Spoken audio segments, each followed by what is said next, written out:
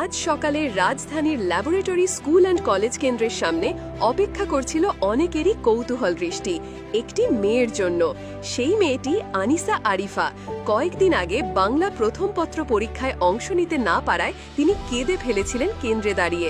মায়ের হঠাৎ অসুস্থতার কারণে ঠিক সময় মতো কেন্দ্রে পৌঁছাতে না পারায় প্রবেশাধিকার পাননি তিনি। সেদিন সেই কান্নার ভিডিও দেশ জুড়ে আলোড়ন তুলেছিল। তবে আজ ২৯ জুন রোববার আনিসা ঠিকই পৌঁছেছেন সময় মতো। মুখে ছিল ধীরে ধীরে গড়ে ওঠা আত্মবিশ্বাসের ছাপ।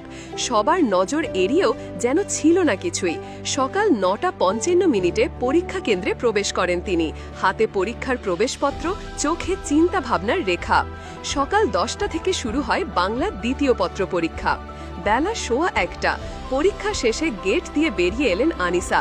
ক্যামেরার ফ্ল্যাশ, সাংবাদিকের প্রশ্ন আর শিক্ষকদের কৌতূহলী দৃষ্টির মধ্যে একটুখানি হেসে বলেন, আলহামদুলিল্লাহ, ভালো হয়েছে। আমি চেষ্টা করেছি, একটু নার্ভাস ছিলাম শুরুতে, কিন্তু পরে ঠিক হয়ে যায়। তার চেহারায় যেন জয়ের রং, যে জয় শুধুই একটি পরীক্ষার নয়, বরং মানসিক দৃঢ়তার, পরিবার প্রেমের আর সামাজিক সহানুভূতির সম্মিলিত প্রতিচ্ছবি। সঙ্গে ছিলেন কলেজের এক শিক্ষক, যিনি জানান, আনিসা আজ অনেক শান্তভাবে পরীক্ষা দিয়েছে। আমরা সব সময় তার পাশে আছি। মায়ের অসুস্থতা, পরীক্ষা মিস করে যাওয়া, তারপর চারপাশের চাপ, সবকিছুর মাঝেও আজ আনিসার চোখে ছিল আত্মবিশ্বাস। অনেকেই হয়তো ভেবেছিলেন সে ভেঙে পড়বে, কিন্তু আনিসা প্রমাণ করলেন অভিজ্ঞতা মানুষকে আরও দৃঢ় করে। মিরপুর ১৩ নম্বরে অবস্থিত সেলিনা ক্লিনিকে ভর্তি ছিলেন আনিসার মা। হঠাৎ অসুস্থ হয়ে পড়ার পর তিনিও এক যুদ্ধ শুরু করেছিলেন নিজের সুস্থতার জন্য। মা সুস্থ হয়ে ফিরেছেন, আনিসাও আজ পরীক্ষা দিয়ে ফিরেছেন, যেন একসঙ্গে দুটো লড়াইয়ের জয়গাথা। আনিসার মা বলেন, ওর চোখের দিকে তাকিয়ে আমি বুঝি কতটা ভেঙে পড়েছিল, কিন্তু আজ ওর চোখে আলো দেখছি।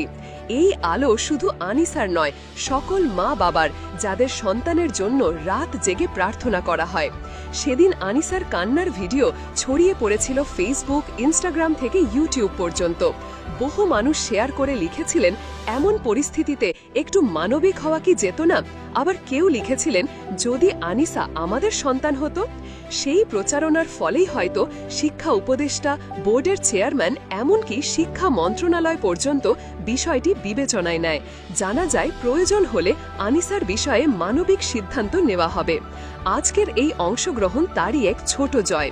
ল্যাবরেটরি স্কুল অ্যান্ড কলেজের অধ্যক্ষ মো আসাদুজ্জামান বলেন, আমরা ঘটনাটি গুরুত্ব দিয়ে নিয়েছিলাম। শিক্ষার্থীর মানসিক অবস্থা বুঝে সহকারী অধ্যাপককে বাসায় পাঠানো হয়েছিল। সব সময় তার পাশে থাকার চেষ্টা করেছি। তিনি জানান, শিক্ষা বোর্ডের পক্ষ থেকেও নির্দেশনা দেওয়া হয়েছে বিষয়টি মানবিকভাবে দেখার জন্য। পরীক্ষা শেষে আনিসাকে ঘিরে অনেক প্রশ্নই ঘুরপাক খাচ্ছিল। সে কি এবার পুরো পরীক্ষার অংশ নিতে পারবে? আগের অনুপস্থিতি কি তার ভবিষ্যতের জন্য কাল হবে? আনিসা এসব প্রশ্নের উত্তর জানে না হয়তো, কিন্তু সে জানে এটা শুরু। আজ সে পরীক্ষা দিয়েছে, ভালোভাবে দিয়েছে। এই আত্মবিশ্বাস তাকে আগামী দিনের জন্য প্রস্তুত করবে। সাংবাদিকদের প্রশ্নে আনিসা বলল, আমি শুধু আল্লাহর কাছে চেয়েছিলাম যেন ঠিকঠাক পরীক্ষা দিতে পারি, বাকি আমি ওনাকেই ছেড়ে দিয়েছি।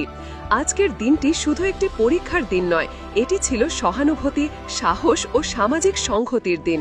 আনিসা যে ফিরে এসেছে, সেটিই প্রমাণ করে মানুষ চাইলেই একে অপরের পাশে দাঁড়াতে পারে। আজ পরীক্ষা হলে ঢোকার সেই পা ফেলাটা কেবল শ্রেণীকক্ষে নয়, এক বিশাল বার্তার দিকে এগিয়ে যাওয়ার প্রতীক।